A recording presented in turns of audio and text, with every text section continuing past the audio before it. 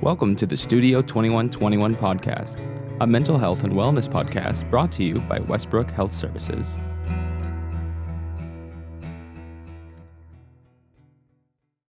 Okay, welcome back to the Studio 2121 podcast. I am Chase Goodwin, and here today I have two veteran guests to help us celebrate the Veterans Day holiday season. I have with me Heidi Thomas, who works in our IDD department as Division Director, mm-hmm. And Amber Beebe.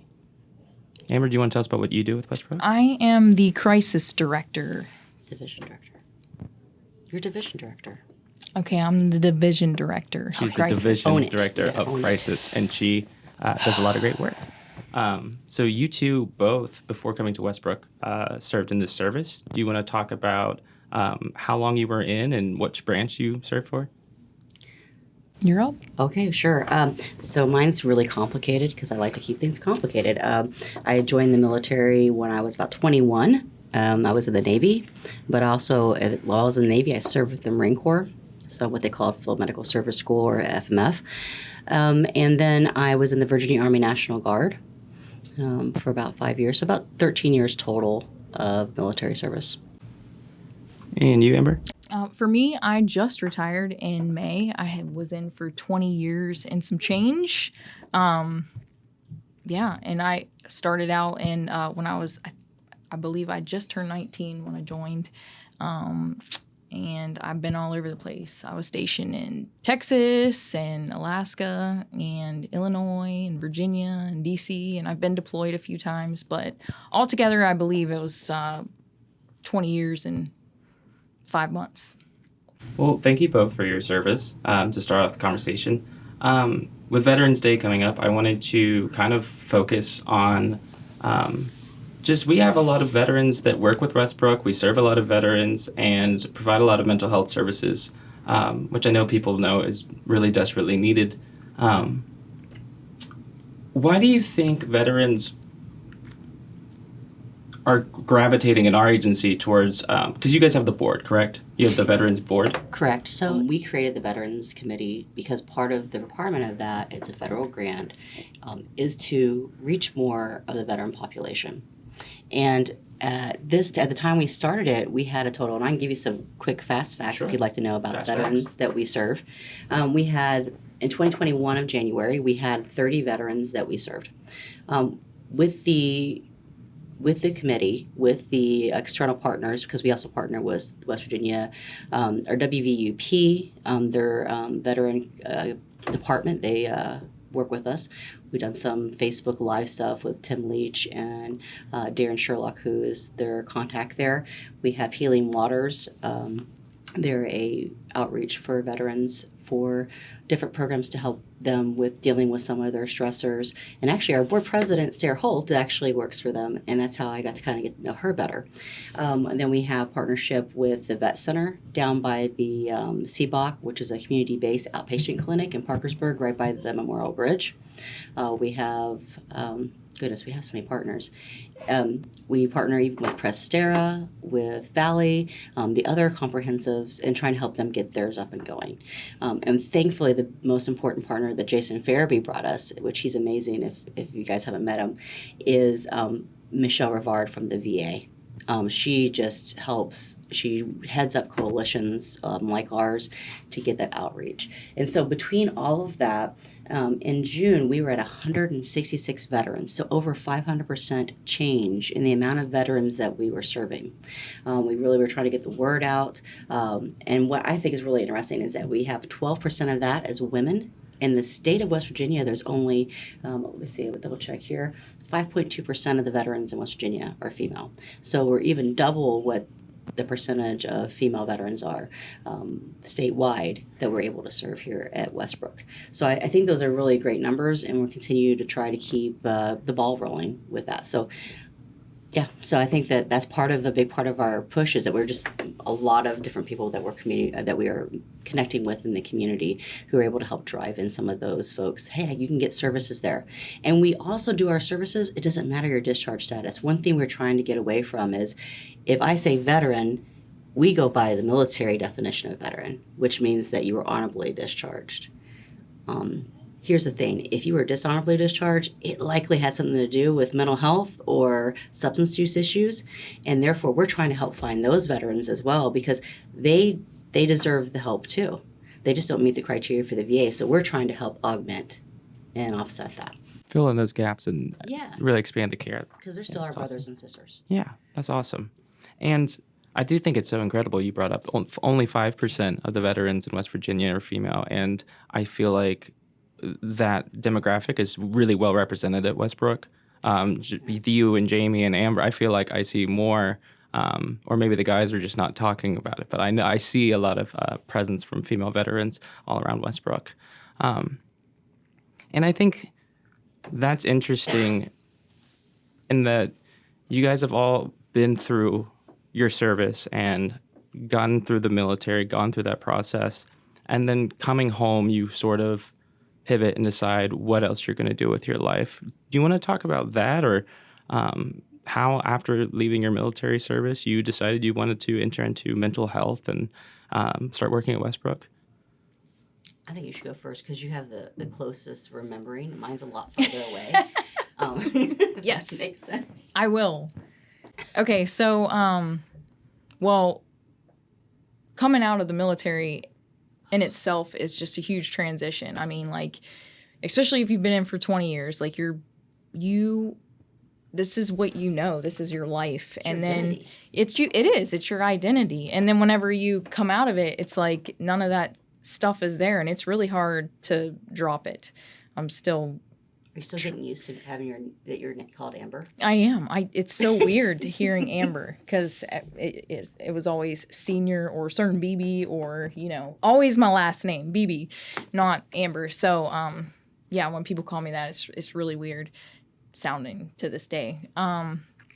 But when I got out, me and my husband retired at the same time. He was actually medically retired for PTSD. He served 24 years and he was medically retired for PTSD.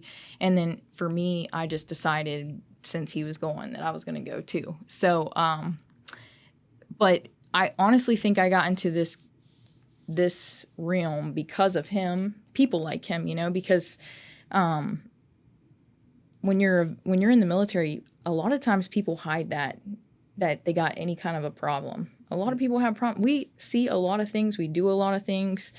And, you have to you feel like you have to keep all of that inside. And, they do tell you in the military, you need to come forward. We're here to help you. We're going to help you. But still in the back of your mind, you're like, okay, well, if I tell them that I have, a mental health related issue, I'm worried that I'm going to lose my clearance. I'm not going to be able to carry a gun anymore. I'm not going to be able to deploy, which the rest of my coworkers are just not going to be happy with me because I'm not pulling my load. I need to make sure that I'm picking up my slack. And so a lot of them hide it all the way until the end. And then when they get out is when they really that's when you really see a lot of, they finally go and start getting a little bit of help, but then it opens up all those compartments that you have put aside and put away for all those years. So when you see people that retire from the military and they're struggling, they're probably dealing with things that happen throughout the course of their entire career and they just weren't ever able to properly process and deal with it. And then when you get out of the military, everything stops because You're sheltered. In my job, it was very fast paced. I didn't have time to think about anything. But whenever you're out and you don't have to, you start thinking about all of that stuff that you went through. And then, so, and people still kind of keep that mindset. Well, I can't really say anything, but you can now. You can.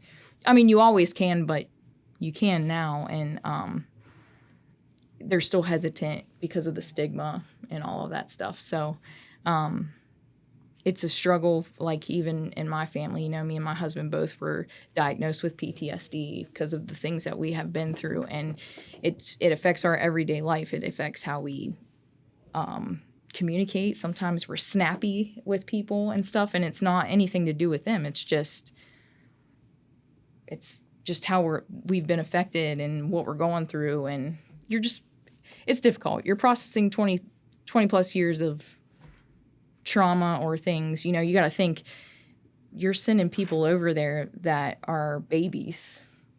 They joined the military. For the Air Force, I went through 6.5 weeks of basic training and 6 weeks of tech school, and then I went to my first duty station. And then shortly after that, I was tasked to deploy. So I'm a baby, and you're sending me over there. And I mean, some people are having to go outside the wire and do some things that, challenges their religious beliefs and everything else. So it's hard. It really ruins their innocence. And then they come back, and then maybe some of them aren't able to hang in for 20 years, so they get out. And then, society sees them as like this troubled person that, just probably does a lot of drugs or, has all these other things going on, when really it's just they're kind of being tortured inside. It's really traumatic. It is. It sounds like when you go over there, you are likely going to face situations that are too very traumatic or difficult to process. And so you guys kind of focus on that mission ready state of shut down and focus on the task at hand. And then only after getting out do you have this chance to kind of take in a deep breath and see a bird's eye view and process. And so it seems that stigma of just staying in mission ready constantly for the rest of your life, that must hurt. And I think it's something that we work to try to get past and to get people to, open up and trust and talk through some of the things that they went through. And then as someone that didn't serve it, I've found those conversations can be really difficult because you also don't want to upset this person accidentally. You might ask a question that to you is innocuous and like just conversational, and then you'll arrive at a place that's really traumatic for them and feel a strong bit of guilt for that every now and again. Exactly what happens sometimes. So yeah, it's navigating difficult conversations and trying to establish like some mutual respect, and encourage people that if you're holding on to something and it's in the past and it's causing you pain, that there's nothing wrong with seeking help for that. And it's nice whenever they do come in, a veteran does come in, and they're kind of being a little bit troublesome, but it's nice. If for me, I'm like, I want to go in, I want to talk to them and be like, hey, I get you. I was there too. Like, I understand. And I feel like because we have that experience, that same kind of thing in common, that people are willing to open up a little bit more, So I really wish people that did come out of the military, more of them went into this field, because there's a lot of their brothers and sisters out there that need help, and they could be, they could change their life. So, well, even separate from working in this field, do you think how is mental health perceived, broadly speaking, in the military? Is it something that is talked about openly, encouraged? Maybe people feel that stigma early on in their careers. How do you feel about it? Well, I would say, so when I got out of the military, which was a while ago. It's okay. Just to give an example, not even necessarily from mental health, but it will give you an idea of the attitudes. When I first got back, I hadn't had children yet. And so I went to medical and I said, look, I'm not sure what they did over there in Iraq and Kuwait, now we're learning about the burn pits, with the PACT Act and stuff. So I'm not really sure what all was going on down there. Can I get a medical physical? Because now it's commonplace. When you come back, you have to have a physical and a psychological. I mean, it's mandatory. And at that point, the doctor actually, and I think it's also because I was female at the time, he was like, yeah, he wrote in my record that I was being just paranoid because I wanted to have a complete physical to make sure that, because you hear about, during that time, I always heard about Vietnam, napalm and all that stuff. So I'm like, okay, I just want to have a physical, make sure if I have kids, they're going to be cool. Like, yeah. Do I need to make that decision not to have kids if I was exposed to things that I shouldn't? And so it was really interesting, their attitude medically. It wasn't even, that, of course, the gender was probably another big thing. But yeah, you didn't do the things that would potentially get you taken off of deployment or being taken away. I mean, even just being pregnant in the military, if that, oh my gosh, the amount of your peers just for pregnancy, oh, you did that to get out of deployment. I watched a lot of people go through that, and they were upset because they wanted to go on deployment and they didn't expect to have a kid. So yeah, I would say that at that time, which is around 2010, that attitude was pretty much non-existent when I got out. Um, it was in 2003 when I asked for the medical exam. And, interestingly, we were talking about this out in the hallway. Um, I have eczema that has resulted from my deployment. And my daughter is the only kid in the family who has really bad eczema. And so, that has passed on to my child. Now, I still, that wasn't something I wouldn't have had a kid for. But I mean, but that does impact your, even the future generations you have when you're a service member. And I think that's part of why now there's a problem with one of the way of recruitment for military is actually family members as a tradition. And that's gone down. They're seeing that's gone down significantly because a lot of service members are not encouraging their children to join the military anymore. And it's probably a lot of the stuff like this when we're finding out, oh hey, this could potentially ruin your whole life. Yeah. Or really significantly make it difficult. Your quality of life suffers when you get to a certain age. Yeah, I mean, you see both of those attitudes, right? Like a fierce sense of pride that you accomplish something difficult that most don't, and simultaneously sort of difficulty processing. And so I can totally see a parent's perspective of, do you encourage or not encourage?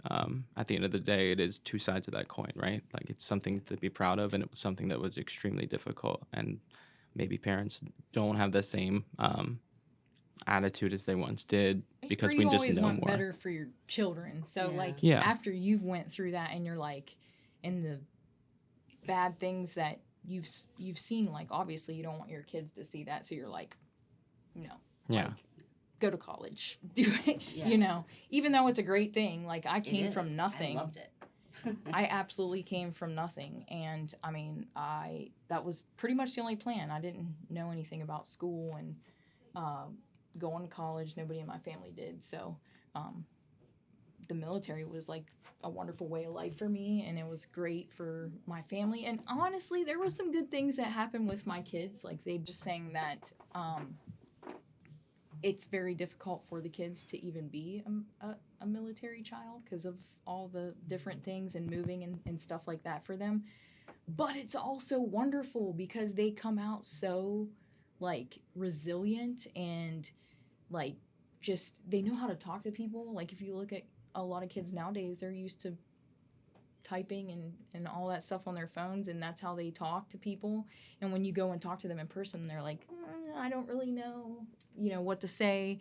But like a military kid, mine, a lot of them I know are just like they can go and talk to anybody. They want to be helpful to everybody. It's just they're amazing.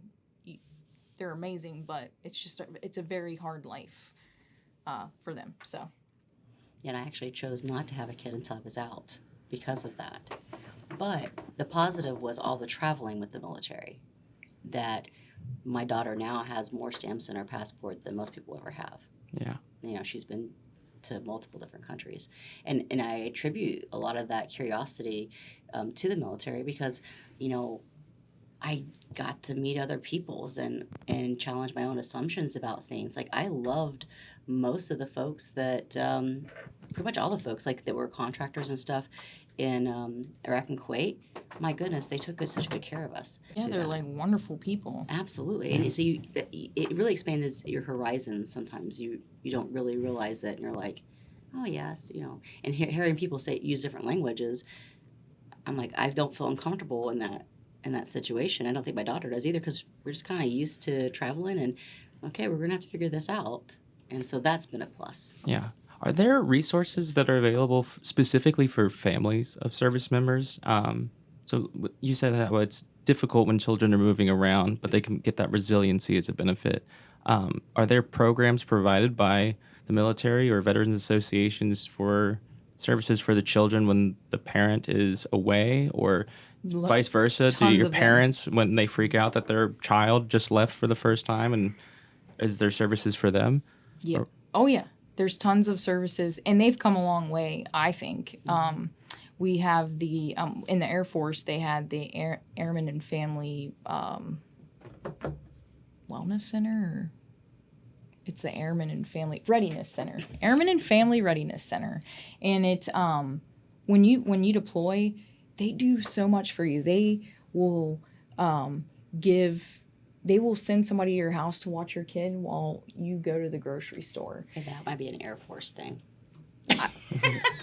They do I don't it. know if the other services do. I don't as know, much. like if we're all, they have an Airmen and Family Readiness Center on all of our bases, and it doesn't matter who, because we all combine now. It doesn't matter who goes to it. We still all, you can all take advantage of those services. Yeah. If I don't know how it is on the Army, but Maybe. but I'm also they sensing have a stuff little where rivalry. oh Oh, it's yeah. always gonna be. That's the fun of it, right? But we can give each other a hard time, but you couldn't give I don't want to give you a hard us Nobody a hard time. outside. I want to can thank you give for your Yeah. service and thank you for talking on the podcast. Brown on your nose, man. But there's also stuff where they do like they have like pillowcases that they make, and you can put a picture of your you and your parent that's deploying on it and stuff, and then or they make little teddy bears, and like the whole thing is a picture, a cutout of your dad's called daddy doll or mommy doll or whatever, and it's just a doll that has your mom on it or your dad on it and stuff. And then they do things like the books that you can read, and it records your voice and stuff. Well, they do that when you're overseas. They'll let you they'll set up in the base store over there, and you can go in and pick out a book and then record reading it and whatever and send it to your kids. So it's like you're giving them a bedtime story every night and stuff like that. So, and then just tons of stuff for there's Military Child Month. I can't remember what month that is. I want to say it's April, but I mean, just the entire month is just dedicated to kids, and so they put on different activities and events and all kinds of stuff for them to take advantage of. So they definitely take care. I don't know about the other services, but the Air Force takes care of their people and the families. So. Now, I will say that's the thing too with Westbrook. Not only are we trying to get those veterans who don't meet the traditional sense of the word, but also we have a lot of National Guard units, and so we also not only serve the veterans or the active guard or the Guard reservist or whatever. We also, and the same thing with the Army Reserve and the Air Guard, we take care of their families too. At Westbrook. So it's not, because that's the whole, holistically, right? I always joke, I don't know if they did this to you in the Air Force, but in the Navy, they used to always say, well, your family doesn't come in your sea bag. Well, yeah, they kind of do. And I think that attitude has changed a lot over the years, but it's kind of that idea that we want to make sure that family is still taken care of, because I've been on both sides of it, and you probably have too. And I actually do think it's harder to be left behind than it is to go, because I don't have to worry about home. My focus is on the mission, whereas a person at home, they're worried the whole time and having to take care of everything. Goes wrong whenever you're gone. Yeah. And you got to do everything. If you got kids involved, or you got the house involved, or better yet, I have somebody that's one of my classes in school, and she was saying that her husband's deployment got extended, but yet they're PCSing them in the middle of it. So she's doing the move all by herself, and she's like 23 years old. Wow. So yeah, I'm not sure why I went in that direction, but Totally fine. that's also some of the pieces of it, some of the struggle. Yeah. You have to look at the whole veteran, and that whole veteran includes their family. Because if they're focused on their family and their family's going through stuff, they're obviously not going to be focused on the mission. So they have a lot of services to take care of the families back home while they're gone, so they don't have to worry about anything. And that did not used to be the case. Mm-mm. Thank you for tuning into the Studio 2121 podcast, brought to you by Westbrook Health Services. Check us out on Facebook and Instagram. You can find more of our episodes on YouTube, Spotify, and Apple Music. Thanks for tuning in.